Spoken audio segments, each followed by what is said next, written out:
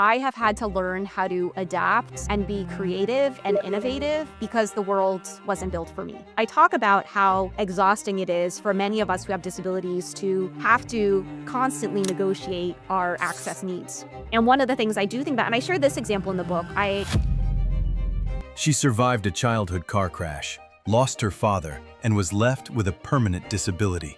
But today, she's a Forbes-listed founder, a 3-time TEDx speaker, and the face of a global movement redefining what it means to belong. This is Tiffany Yu. And so I think to me, it wasn't just a disability story. It was a story of a kid who could no longer be a kid anymore. I had people tell me that they thought the idea of a club rooted in disability pride was too radical. So I would love to kind of talk about disability inclusion in the workplace. I'll tell you the 3 things in there. The first is to stop making assumptions. Part of this is the pattern interrupt when we encounter someone who has a disabled body and or mind, actively thinking about the ways we might be devaluing them. And then the second is to really How can companies maybe communicate or create further safety in communities so that people with disabilities feel more comfortable applying? They talked about 10 ways to create a more disability inclusive culture, but I'll just share some of the top ones. Number 1 is Welcome to another episode of Built for This, Stories of a Maverick, the podcast where we unpack turning points with grit and the growth behind resilient leaders in terms of rewriting what's possible. I'm super excited today to welcome Tiffany Yu, a powerhouse disability advocate, entrepreneur, and speaker who's flipping the narrative on inclusion and what it means to show up fully.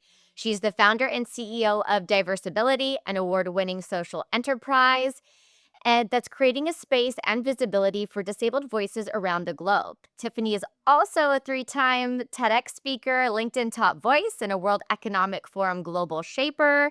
What makes Tiffany's story remarkable isn't just her accomplishments, it's the heart and advocacy behind them. After surviving a car accident at age 9 that took her father's life and left her with a permanent disability, Tiffany spent years masking and hiding.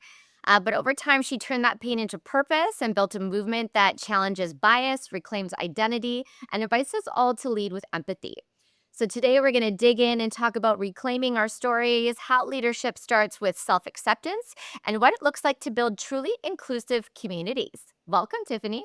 thanks so much for having me. I'm excited to dig in, and I know I mentioned the intro in terms of the accident, but I would kind of love to start there because that's at the point where it changed everything for you and that kind of brought you to where you're at today and all the amazing things along the way. So I would love if you could share a bit more about that experience and sort of navigating childhood with something, that big. I'm the youngest daughter of 4, and my dad is a Taiwanese immigrant. My mom is a refugee from the Vietnam War. And I would say prior to the car accident, it really just felt like an idyllic childhood. I was growing up in the DC area, pool parties over the summer, and on a car ride home with my dad and a couple of my siblings, he lost control of the car. And I ended up acquiring a handful of disabilities and injuries, including permanently paralyzing one of my arms. I broke a couple bones in one of my legs. I was a temporary wheelchair user for about 4 months. My hospital stay was about 3 weeks, and then the rehabilitation period after that was about 4 months, relearning how to write with my non-dominant hand. And much later, I'd be diagnosed with PTSD or post-traumatic stress disorder. And so oftentimes I describe this car accident as compounded grief. It's grief, like many of us understand, losing a loved one. It's disability grief in terms of changes in my body.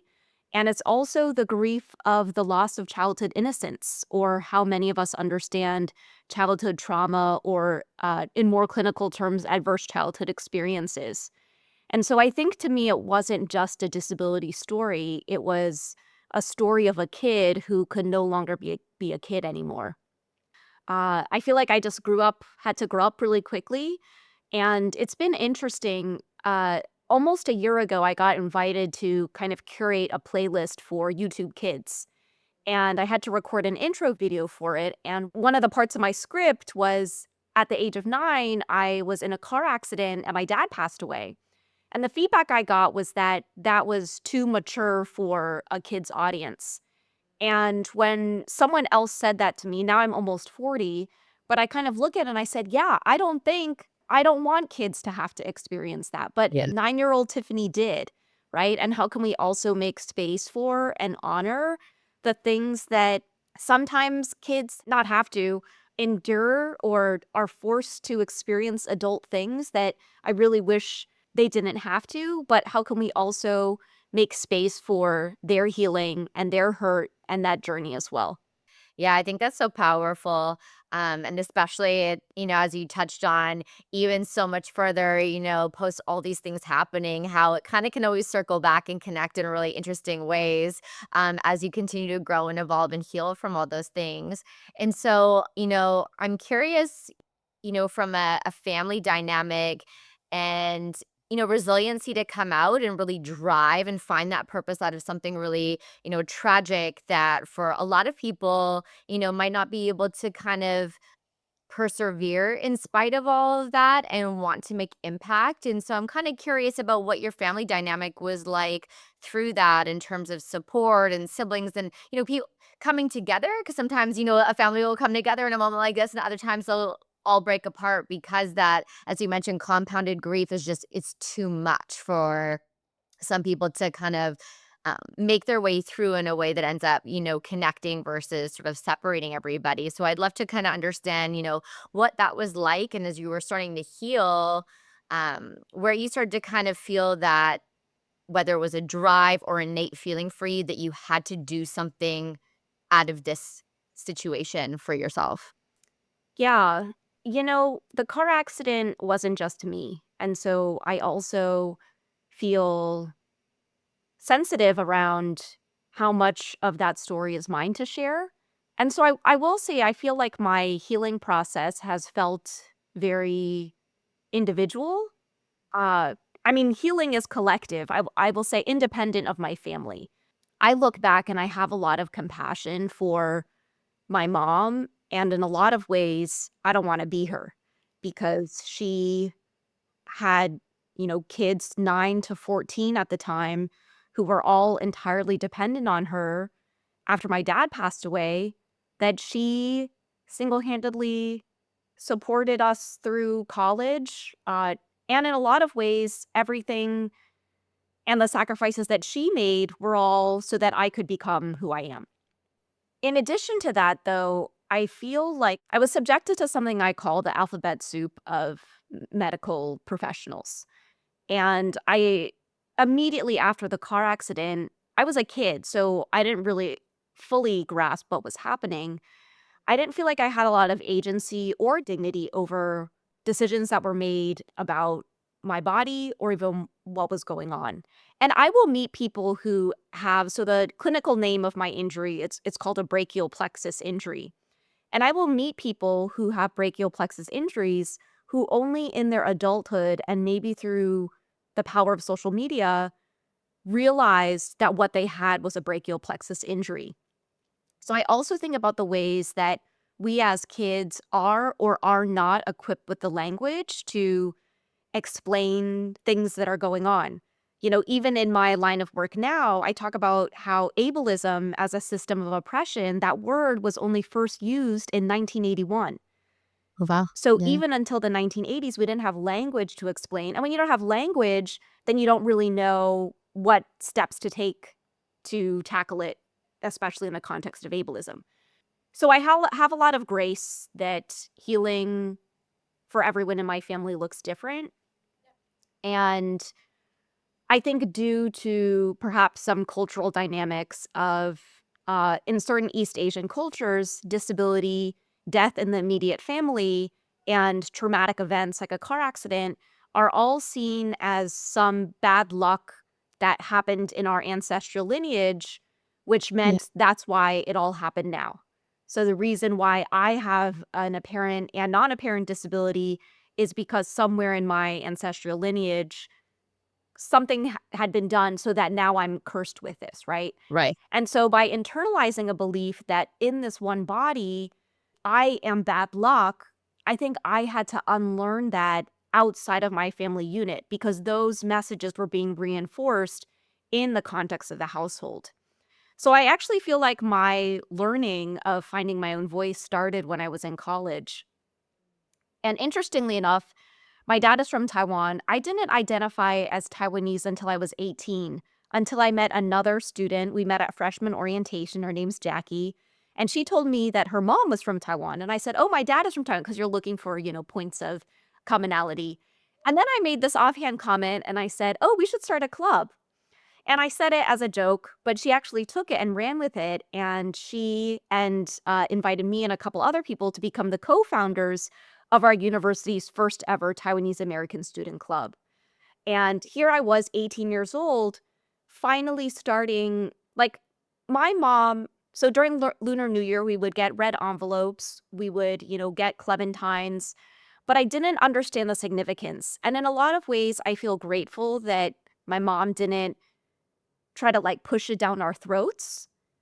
But it also meant that I didn't know what the meaning behind all of this and how significant Lunar New Year was to so many people across the Asian diaspora until I joined this Taiwanese American club and I learned all about night markets, and I grew so much pride and culture, identity and empowerment in this aspect of my identity being Taiwanese. And so I actually think that those planted the seeds to starting to explore, hey, I'm disabled, but I haven't identified as such, and I've internalized that being disabled is shameful or that I need to hide it away. What would it look like if I found other people similar to how I met Jackie at freshman orientation, where maybe I meet a friend who tells me they're neurodivergent and I say, oh, I'm disabled too. And then maybe we say, oh, we should start a club together. Yeah. But I didn't have that didn't exactly happen to me, but I kind of took Yeah. inspiration from the Taiwanese club to start Georgetown, which is where I went to school, Georgetown's first ever disability student club my senior year. So that was kind of the beginning of me finding my voice. And I have to honor that my family's story is still a part of me, but I also just want to acknowledge the places where it influenced me, perhaps to uh, believe certain things that now in my adulthood I've had to unlearn. Yeah. No, that's beautiful. And I relate. I have a lot of really good friends that through healing process and depending on, again, where they came from, different just cultural differences and having to take kind of that step, as you mentioned, sort of outside the family to really understand and heal through some different layers. But it ebbs and flows as we kind of continue on and find different moments to find ourselves, whatever that looks like. And discover parts of ourselves that we've either hidden or didn't know about. And I think, for anybody listening, the power of like connecting with somebody and bringing people together so that there is more community and connection and love and understanding and empathy and all those amazing things. Because at the end of the day, regardless of what's happened to us, all we want is connection and to be loved and to feel seen by the people around us.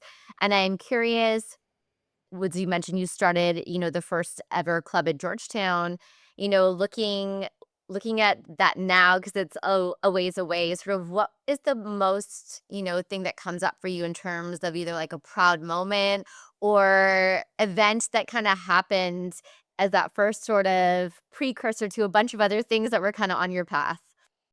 Last year, so the first iteration of Diversability as Georgetown's first ever student club was 2009. So last year, we were celebrating 15 years since that original founding story. And it made me think a lot about that, that beginning, where it was actually really hard to get people on board with joining a disability club. People feared kind of outing themselves. But I think my proud moment was, I'll share a proud moment then and then a proud moment now. But a proud moment then was, I just remember the number of people who doubted the existence, doubted the necessity of the power of a disability community. And I want to put an asterisk in something I said earlier to the answer on your last question, which I said that my healing was independent. It was independent of the family, but it wasn't individual. Healing, I also think, happens in a collective community, and I happened to find that community, but it was that community wasn't my family per se. Yeah.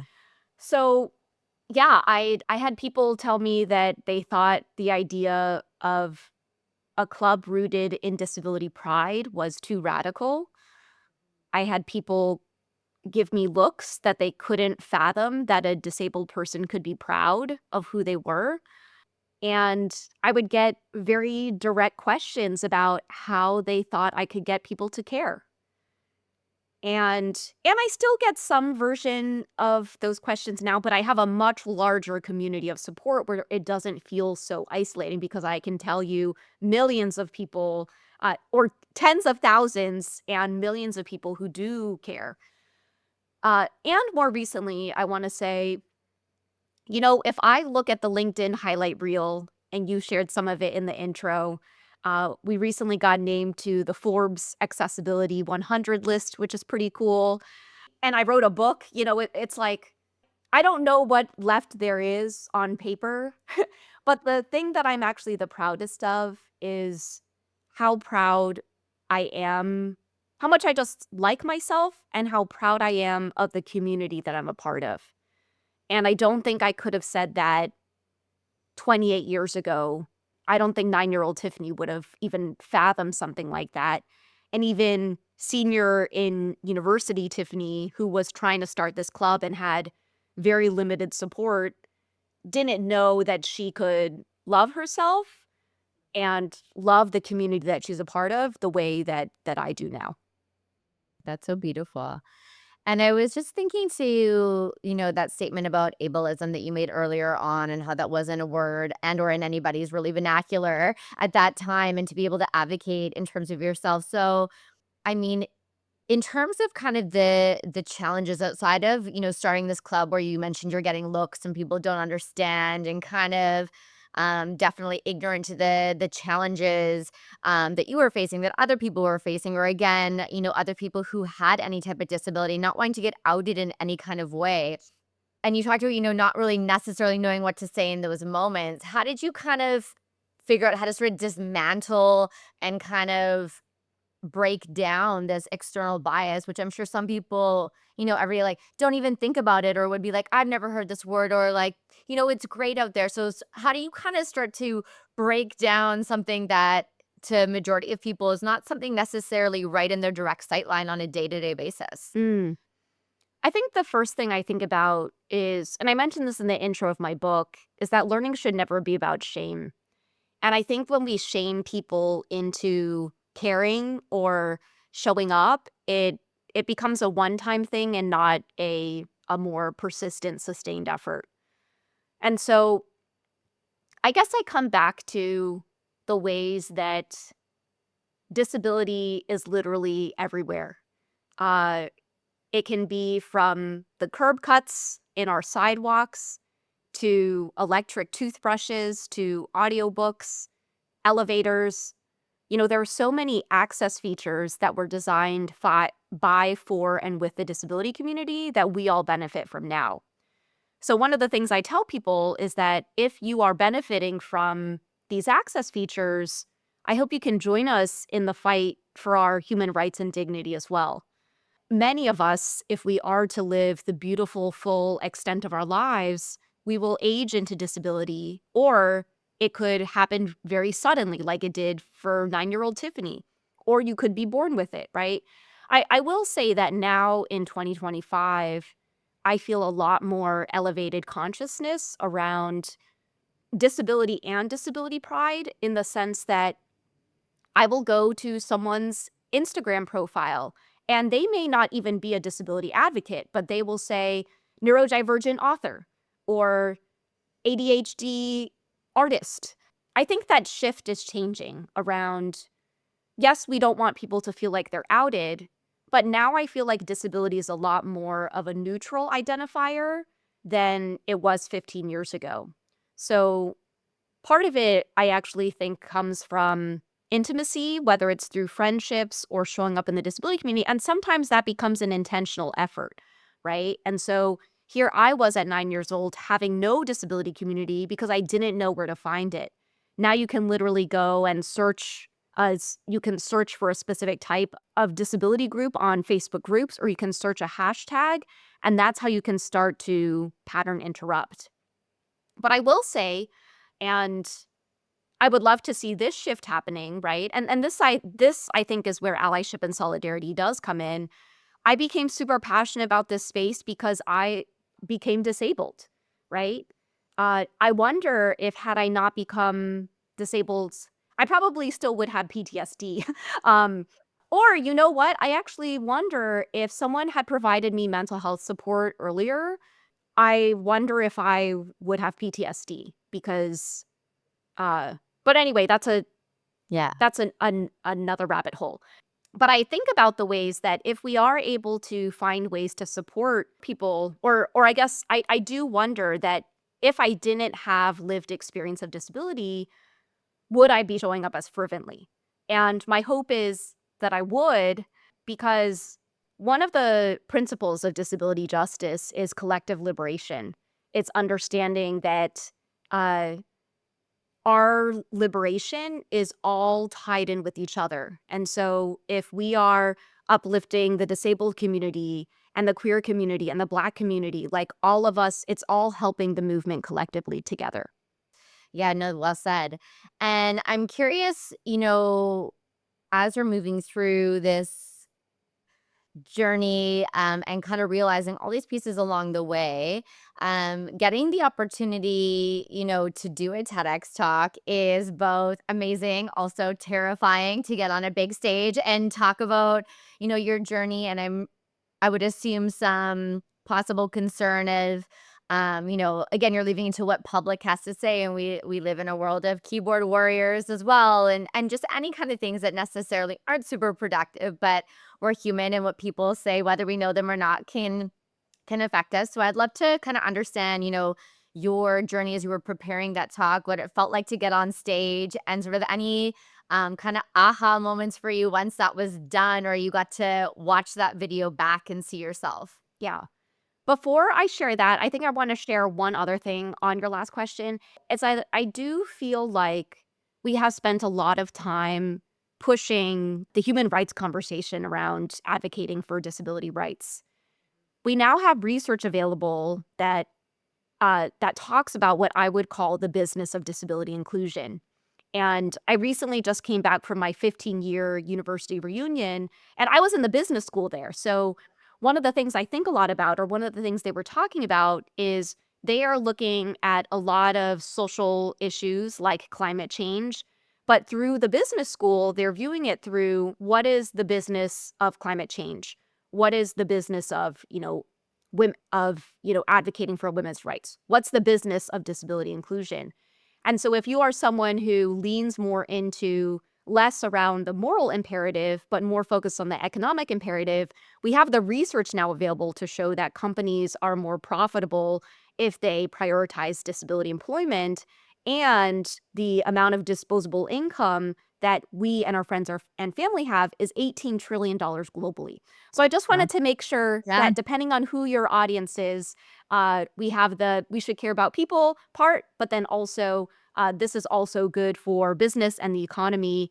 And if that is, you resonate with that more. But Yeah, with the absolutely. TEDx talk, I'll start with the end first, which is when the talk came out, I actually didn't share it.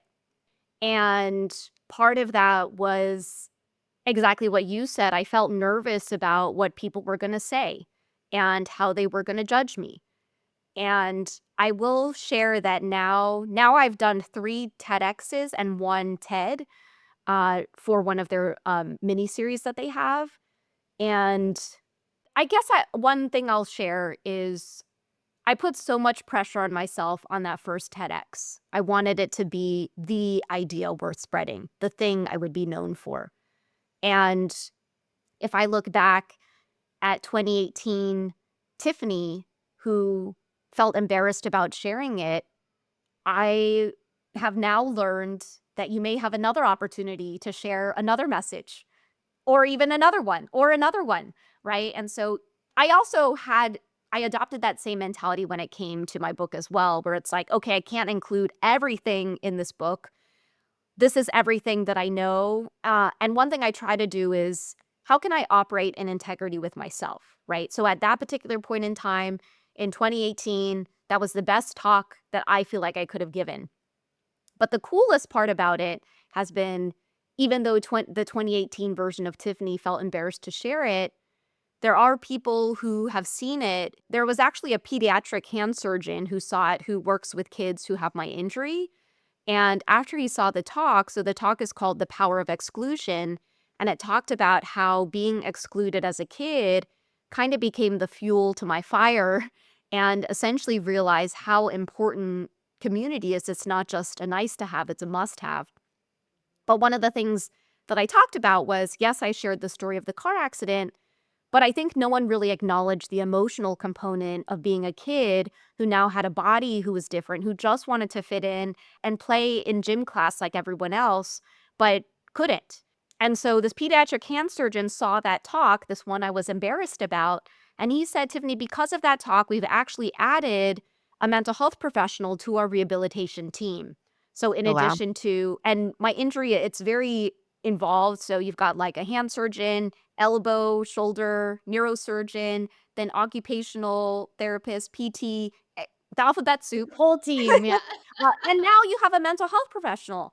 And I Yeah. think about all of the different ways that I was picked and prodded at and talked about in language I didn't understand, Yeah. to now being able to add someone to that team to say, Tiffany, I just want to check on how you are. How do you feel about all of this? And if you aren't sure, like, and I actually have a friend now who creates these little plushies that have different emotions on them to help with emotional intelligence for kids. So maybe it's like, which plushie do you feel like your face is?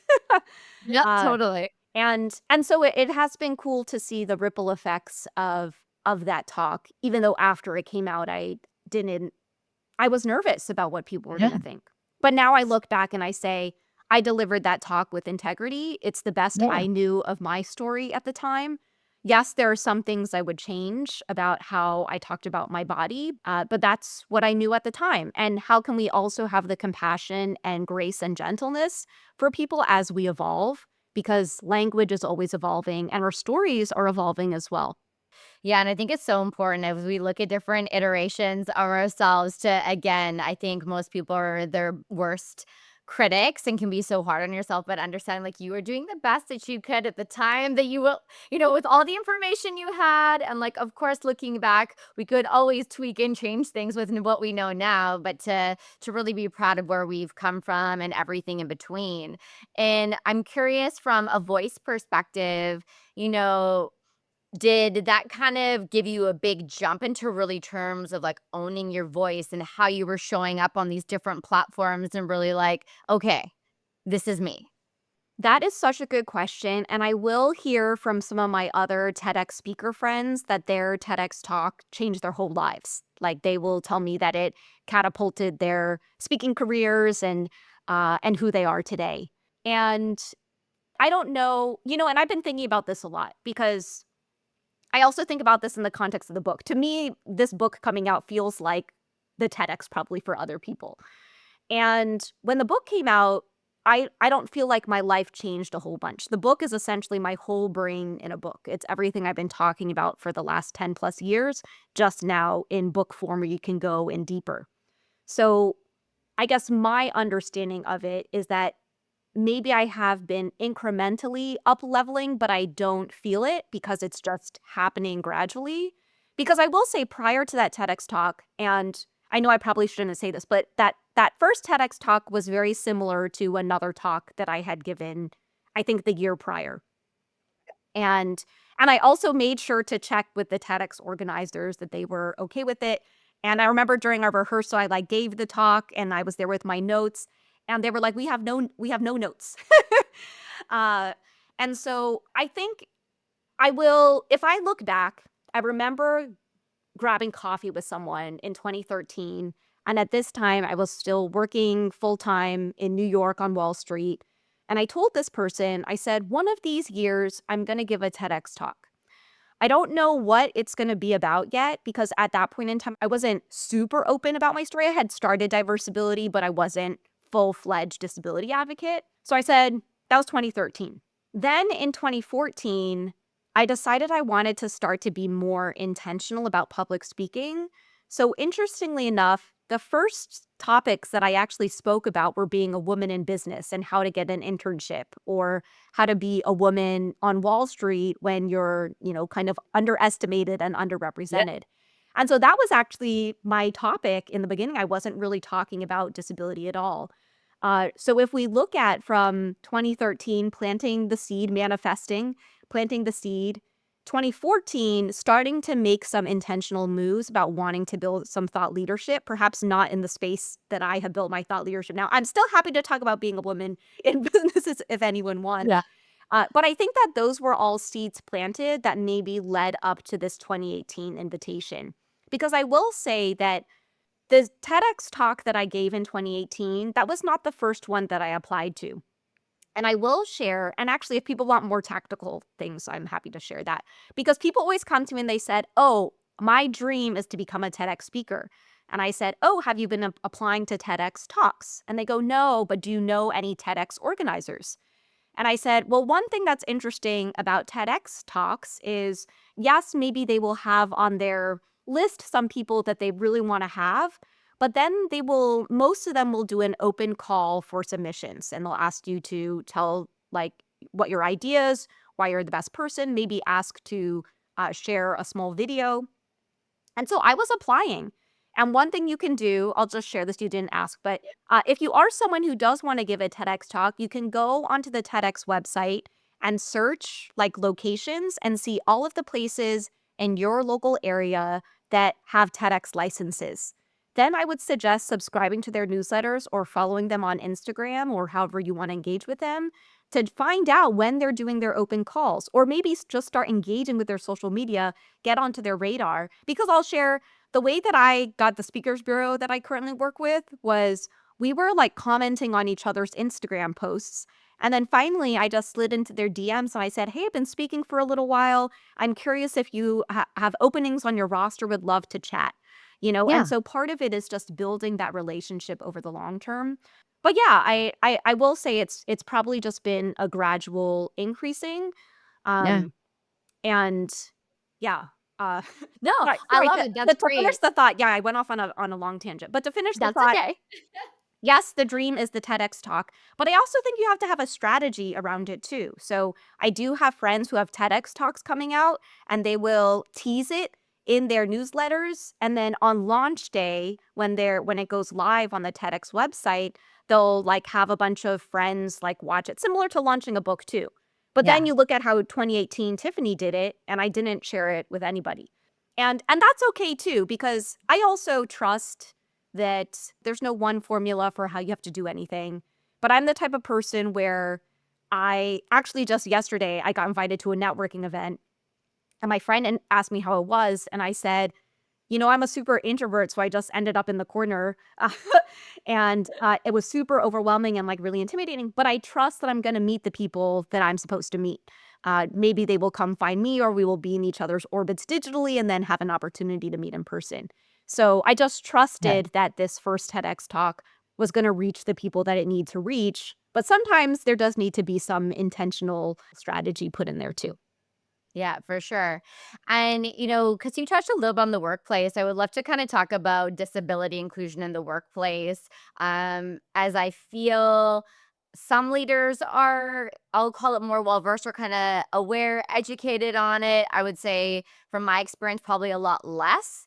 So I'd love to kind of hear from you in terms of, what companies and leaders are still sort of getting wrong about it and how they can do better. Yes. So my TED Talk is 5 minutes, which is actually shorter than how long I think TEDx Talks are. And the title of it is, I think it's called How to Help Employees with Disabilities Thrive. So watch that, but I'll tell you the three, and I share three things in there. The first is to stop making assumptions. And what I mean by that is when people encounter us, as human beings, we're just making assumptions all the time, right? Part of this is the pattern interrupt when we encounter someone who has a disabled body and or mind, actively thinking about the ways we might be devaluing them. So one example could be, I can't use one of my arms, which may make you think that I can't type, right? Maybe the assumption is that I can't type. Interestingly enough, I learned right around the time that I became disabled was right around the time I was learning to type. So I actually think it may be harder if you learned how to type with two hands and then have an injury and then have to relearn how to type. That's right. But I type with one hand. And actually, my first job ever was I transcribed patient notes at an allergist's office. So not only did I learn how to type with one hand, I wanted to get better at typing with one hand. And so I think about the number of jobs where you may need to type. There's amazing technology available now. I personally use speech to text. That's similar to you asking Siri to draft a text message for you. That can actually type for you, but I can type, right? So I think about the number of jobs I may have been counted out of if people assumed that I couldn't type or that I wouldn't be able to do the job.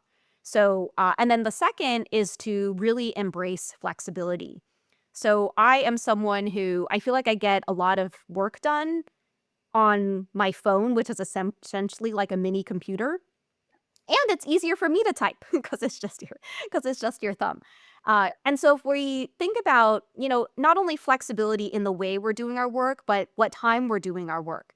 Some people are really energized in the mornings or might need more frequent breaks. I'm the type of person who Mondays and Fridays are blocked off from meetings because that's when I get my focused work done. Because if I have a meeting, it just interrupts everything, right? So I think also just having some flexibility around the way people work. And then the final one was around rethinking accommodations. So oftentimes, I think that part of the reason why people don't want to champion disability inclusion in their workplaces is they think that accommodations are clunky or inconvenient. And I love this quote from another disability advocate. I think it was Rebecca Tausig, and she goes, "It's only viewed as an inconvenient until it's realized." So the example in that case was around remote work during the height of the pandemic, where many workplaces were able to shift very quickly to figure out how they could ensure that they were continuing to work, but now in a different environment that wasn't an in-office, in-person environment.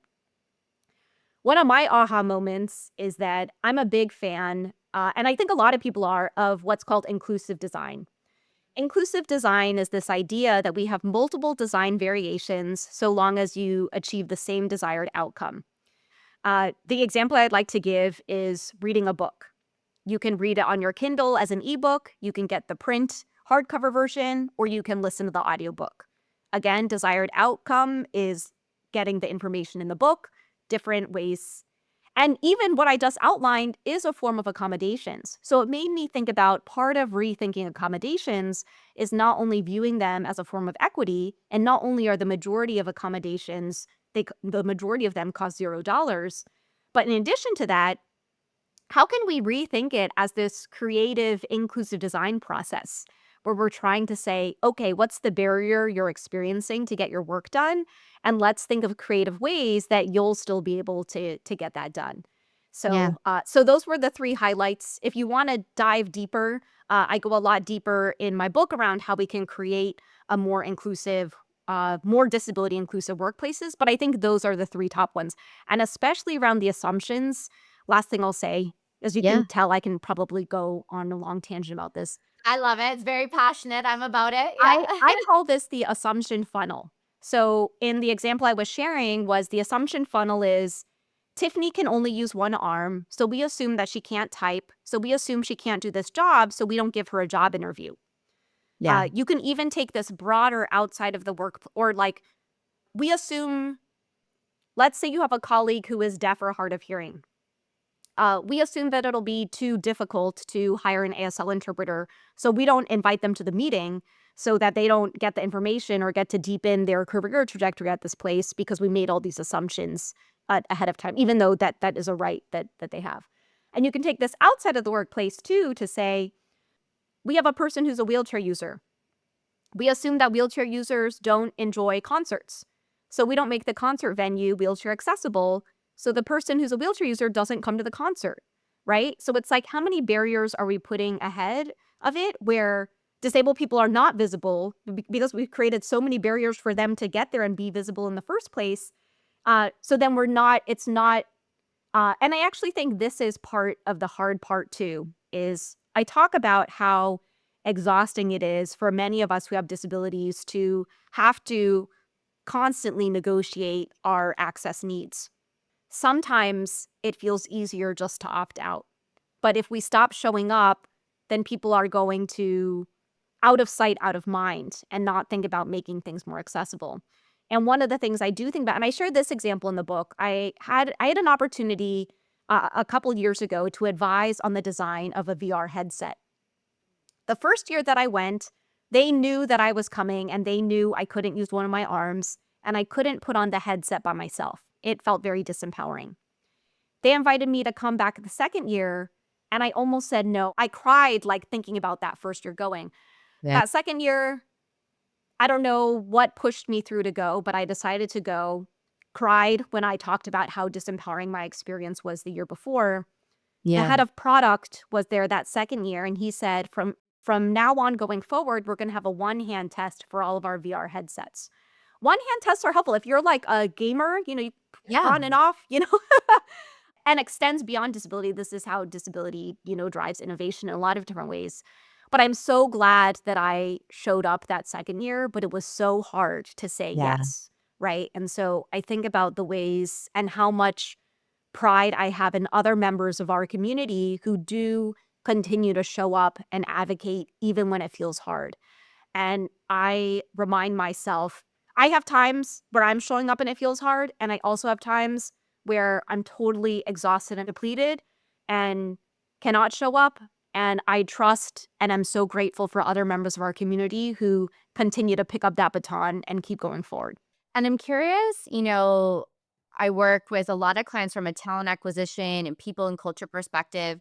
And I'm curious from your, perspective of, job applicants interviews in terms of how you kind of advocated for yourself or you communicated your disability in terms of applying for that jobs in case anybody maybe is sitting in a position feeling really unsure, like you just said, like, I'm just opting out of even applying for it because I don't even know, like, do I drop that on my resume? Do I wait until, maybe I get brought in and then they don't want to ask but are looking and notice? And, I'd love to just kind of hear your perspective of walking somebody through that and how to kind of communicate and really show up to get the best chance possible, but also from the flip side for people on the other side to really pay attention and become more aware. Yes. So I will start. I just want to share a stat that came from the Society of Human Resource Managers a couple years ago.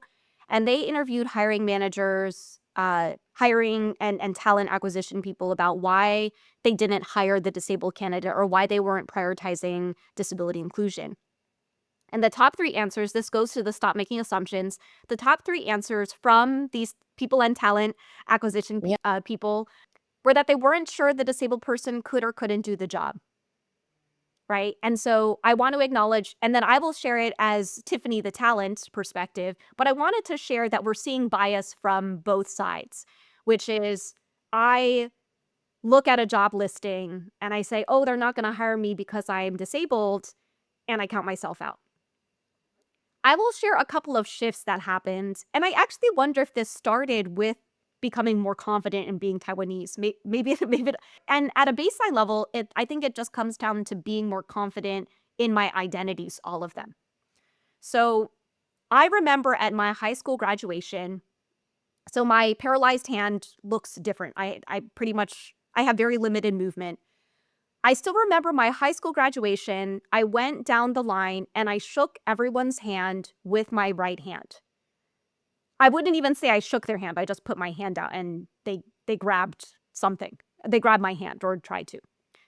And I looked at their facial expressions afterward, and most of it was just confusion because they had never met me before. They didn't know the extent of my disability. But here I was trying to just be like everyone else. And what that made me realize was that I didn't feel like a right-handed handshake was the fullest embodiment of who I felt like I was. And I don't know if it was starting my first year of university, but I became a very confident left-handed handshaker. Because one thing I also knew was that I can be confident. I can choose how I want to, how I have more control over over the limbs. And people shake hands in all different ways too, so I want elbows, and I want to make space for that. But I think that that was part of the shift of knowing, you know what, I feel like I have something to contribute to this space. Not only so I studied finance and accounting in college, so I knew I had the education. It was, do I also have, I don't know, the grit and perseverance and resilience to kind of go through this? And I guess one of the things I think about is, as a disabled person, I have had to learn how to adapt and be creative and innovative because the world wasn't built for me. Um, that could include things, and I'll just share this. So, one of my roles as the most junior level in investment banking was I was responsible for carrying the pitch books to our meetings. Yep. Sometimes it would be like 40 pitch books, which is a lot. And I actually would bring in my roller luggage and I would put the pitch books in the luggage and I would bring them to the meeting, right? And so if I also rethink these job requirements or what I'm asked to do, how can I do them in a way that works best for me? And it kind of makes me reflect back on my shift from being a right-handed handshaker to being a left-handed handshaker. Let me do it in a way that works for me. So as I was going through the job process, I think one other thing I'll share is, yes, I know right from the handshake that you will know that, or you will make assumptions about Yep. my right arm. Now, sometimes on my injured arm, I'll wear a wrist splint, so it makes the conversation a little bit more seamless. And now it's all over the internet. uh, but back then, one thing I would do was I would do some research on the company, and maybe they had a disability employee resource group, or maybe they had other commitments around inclusion and belonging. And I would do research about what those commitments were, and I would bring those up in my interview. I would say, hey, I saw, and even if it didn't even come up throughout, I would say, hey, just one more thing. I saw, as I was doing research on this company, that you care about this. And that's also something I really care about too, which is why I felt really excited about wanting to work here. But Yeah. I will say that ultimately, I think it comes down to a numbers game. I know that the job search process, no matter who you are, disability or not, is unpleasant. And not only is it constantly applying, but I do think a big part of it is continuing to build your network and community. So outside of that first internship, I can tell you that every single job I have gotten after that has been through someone I knew in my network or a community that I was a part of, that I could, drop their name or drop the community. And I think that that's social proof. That's why I just think community is so important. But there's that saying, they say, your network is your net worth, is that you just never know where opportunities are going to come from. Even now, as a full-time disability advocate, I have friends, and actually, this is a real one. I had a friend I did a summer program with in China over 10 years ago. And I think maybe she was doing some research online, and she was like, hey, I work at this company now. Can we bring you in to speak? And they bought copies of my book, and we're going to do like a fireside chat or something.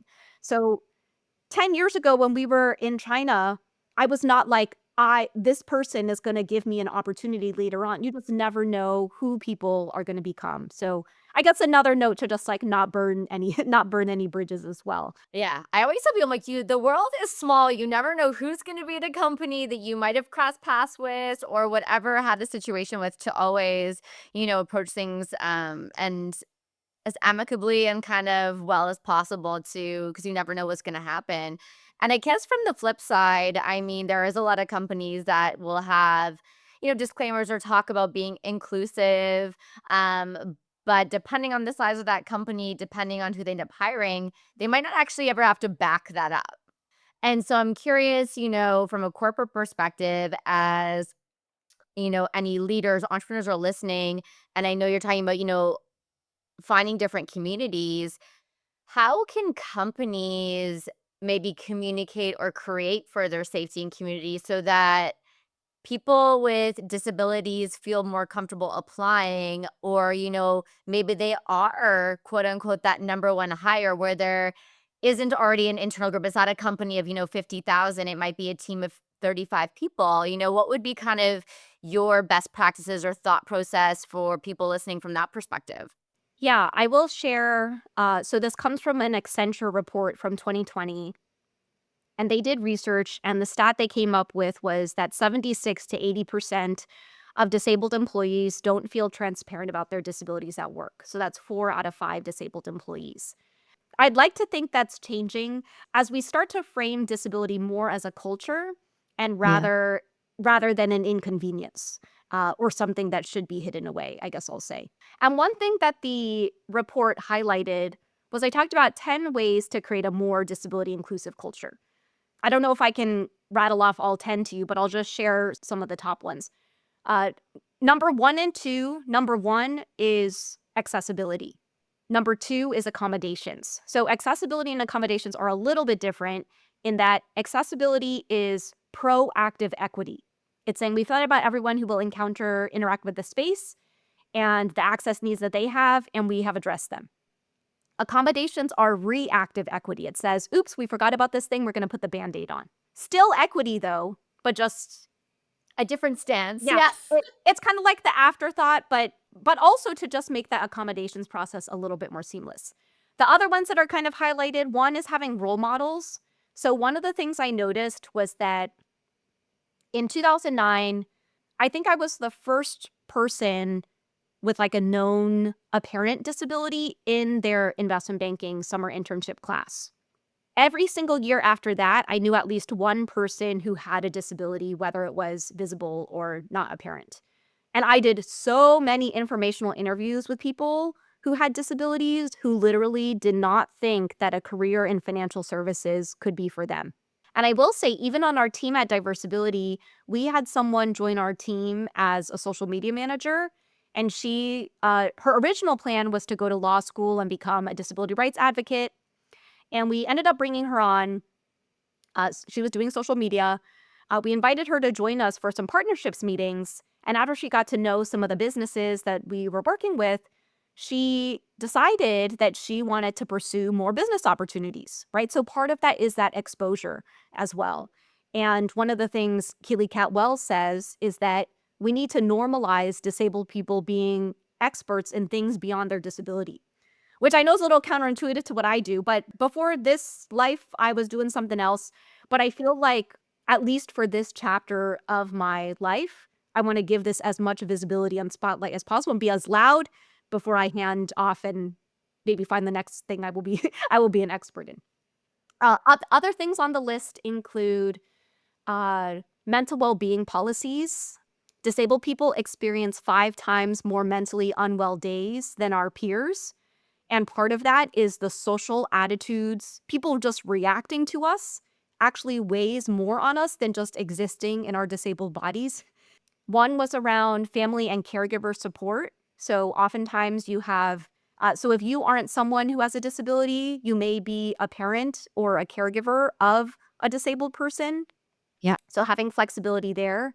And then just continuous training. I will say one of the things that I really like about the work I do is I oftentimes feel like I'm a catalyst for conversation.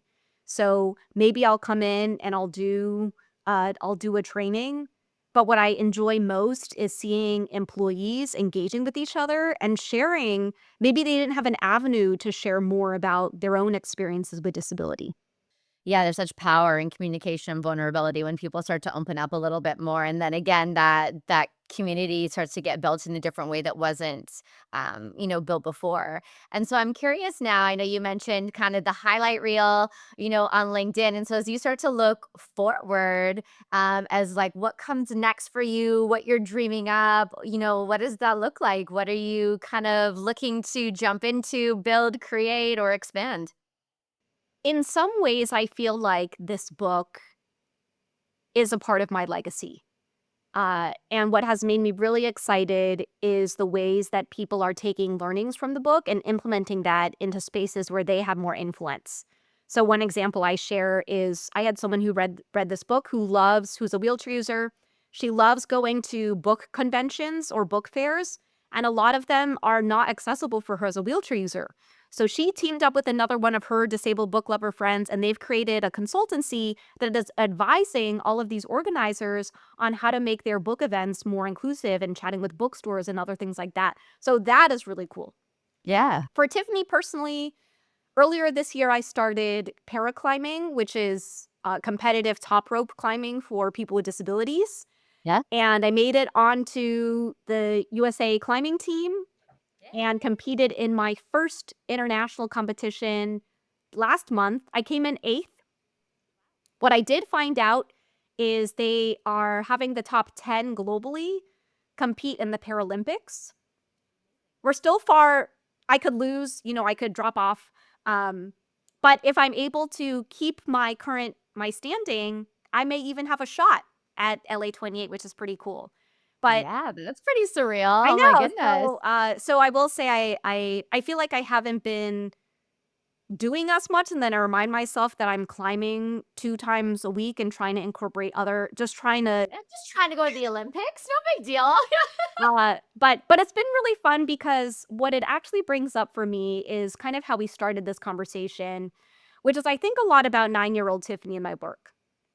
And 9-year-old Tiffany, I have one really vivid memory of being at a birthday party in my pre-disabled body, and it was a rock climbing gym. And there I was, I made it to the top, and I think I probably was not following any rules, but I was climbing sideways across the top. And in a lot of ways, climbing feels like reconnecting with her. And so even though, like, yes, this is a competitive sport, like, I feel awe that I technically am a Paralympic hopeful, but I also just am remembering all of the fun that came with what I wish she had right after the accident. Yeah, I love a full circle moment, or you just those invisible strings, as I like to call them, where you kind of come back and you don't really know till it's happening, where you're like, wait a second, I've done this before, just different. And so, how do you define success today? Yeah, it's such a good question. I will share what my definition was before and what it is now.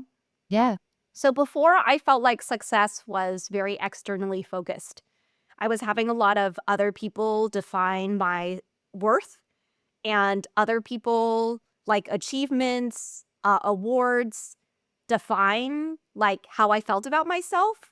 Yeah. And I want to say there was a shift maybe a little over 5 years ago where success to me is when I look in the mirror, do I like who's showing up? Do I like how I'm showing up in the world, and am I living with integrity? And Yeah. to me, that's it. I love that.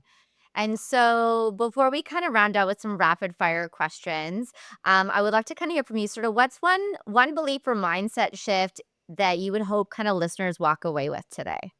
Ooh, I will say yesterday, even just as of yesterday, someone told me that, and maybe they said this because it was relative kind of anonymous, but they said they didn't feel as comfortable talking about disability because they didn't always want it to be a sob story.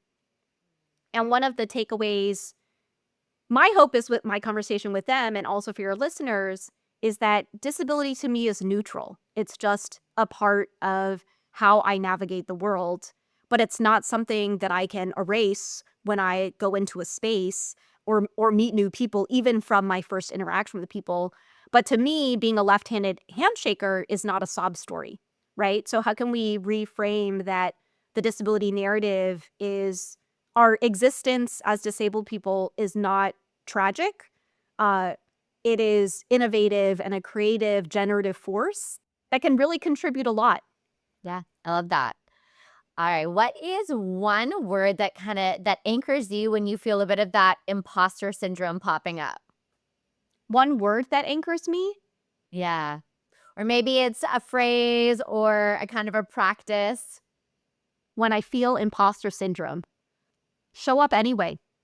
Love it. And what's maybe one of your favorite books outside of, your own that helped you sort of rethink your identity? Daring Greatly by Brene Brown. Ugh, such a good one.